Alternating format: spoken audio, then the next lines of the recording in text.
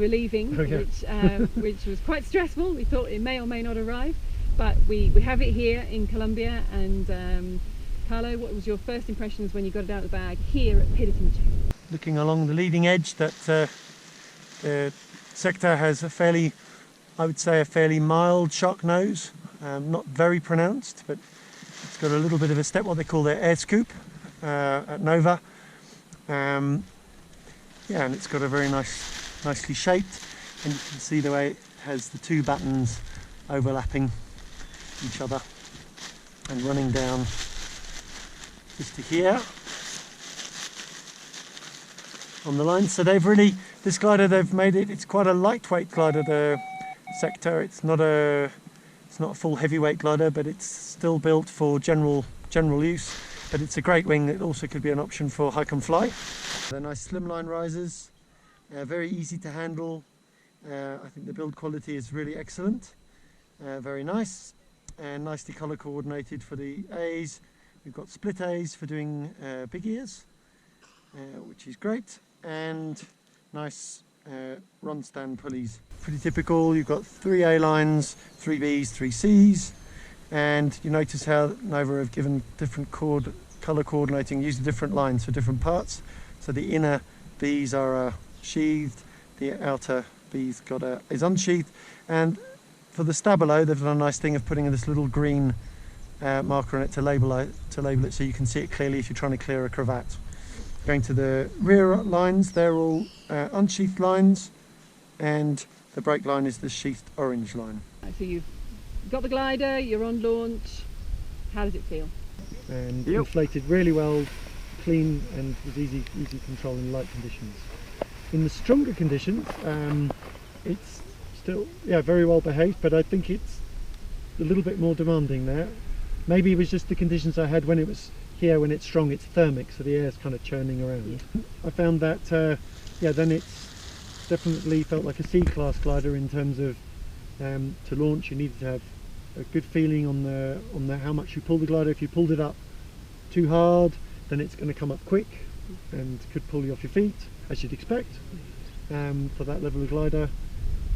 And if you're too heavy on the brakes, then you can end up stalling it back down. So you need to have a good finesse on the control, on how much you pull on the risers and how much you use the brakes to get it coming up nicely. I tried playing around and ground handling and launching a bit badly. That's my excuse. No, but I did play around, and then I found the sector was snaking around a bit, and So what about the first glide then? So you're in the air, like gliding out. So in flight, the sector feels very solid, reassuring, and it feels like an easy, what I'd call an easy C level of glider. So flying in turbulence, just letting the glider move around. Feels like a nice, easy glider. The sector is definitely, if people are flying a Mentor 5 and feel like I want a bit more feedback, then the sector is going to give you that. I think I must have done at least 15 hours of thermaling on the sector on this trip. So I've done lots of thermaling in a very varied conditions, from very, very light scratchy to punchy, strong thermals, really well formed to strong turbulent thermals, including one very exciting moment where the Pacifico, the sea breeze wind sort of scooped me up and then spat me out. Give you a spanking. Yes, and so I've got to fly it in a lot of thermal in a lot of conditions, and it's a very nice glider to thermal. It's got a nice precise feeling to it, but it's not a in terms of the C class, it's not a really high feedback glider. It's kind of mid C in terms of the feedback it gives. And so for thermaling, it climbs really well, climbs really nicely. I think it has a slight strength on the stronger side of thermals. I found that in the stronger thermals I was doing particularly well on it. With the thermaling, were you finding in the stronger thermals you were having to crank it, or what's the style, or what's the feeling of the sector in thermals? Well, I found the sector actually very versatile in terms of you can turn it nice and flat if you want to, and really turn flat and keep it efficient and flat.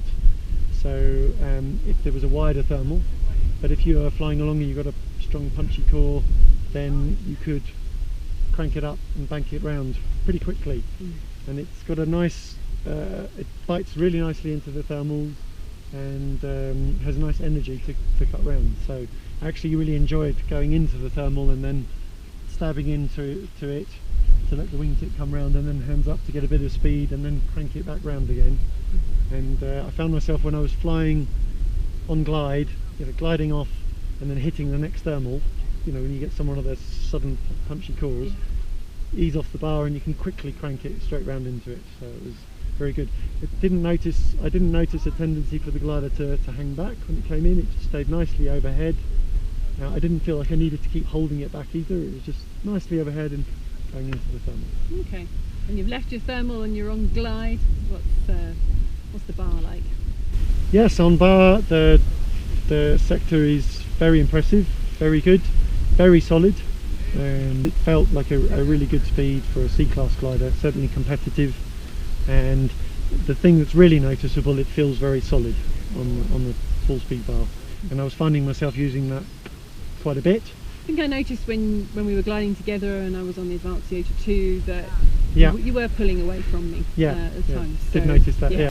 All right, and what was it like controlling the glider with the sea risers and on glide?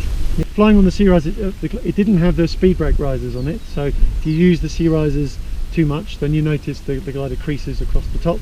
But to be honest, I don't think that's such a big deal for what you're trying to do.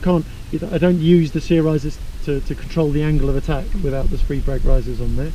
But you can fly actively with them. I personally prefer to fly. I use the sea risers just for the sort of small active inputs, and when it gets really active, I start going back onto the brakes. So did you get to pull some shapes with the sector? So yeah, I did get to play around with the sector and test its envelope a little bit. I didn't do full SIV on it, to be honest. Out here, I was enjoying the flying. We're here to fly cross country. Yeah, so I didn't do all that, but I did some extreme pitching, trying to pitch the glider as much as possible. I'm very impressed with the sector in the C-class that you can pitch the glider lots. It's got lots of energy, it's lots of fun, but then it actually dampens out. I actually find it hard to make it get a front tuck in smooth air. Trying to get it to actually front tuck wasn't easy to do. So it's very good, but it doesn't feel like it's sort of too dampened and restricted. It's got a nice feeling for a C-class wing. I also then got to do some wing overs, and it's really fun to chuck around and do wing overs for. You finding the nice handling direct with that, or Yeah, it's got that nice sharp handling, and good energy, but easy to control. The Nova sector. Which pilots? Who's going to love it? Who's it for? So for me, this Nova sector is a perfect glider for pilots progressing up from the high B class who are looking for, just to step up. They want a bit more.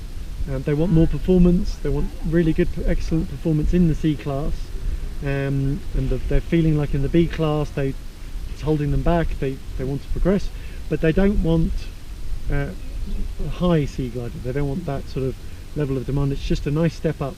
It's perfectly pitched between the Nova Mentor and the Triton 2. It's nicely in the middle of those two gliders. There was definitely a big gap between those two gliders, which was left by the Factor and the Factor 2 some years ago. In terms of pilot demands, it's an easy C. It's a mid-level C-class glider. The performance is excellent. It's very good performance, and it's got a relatively low aspect ratio for a C-class glider, 5.9 I think, and you notice that in the thermals. The lower aspect makes it easier to crank round in small punchy calls. Anything else to say? Yeah, so to finish, the sector is great. It's a great glider for people who are wanting to move up from the B class to the mid-C, but not too big a step.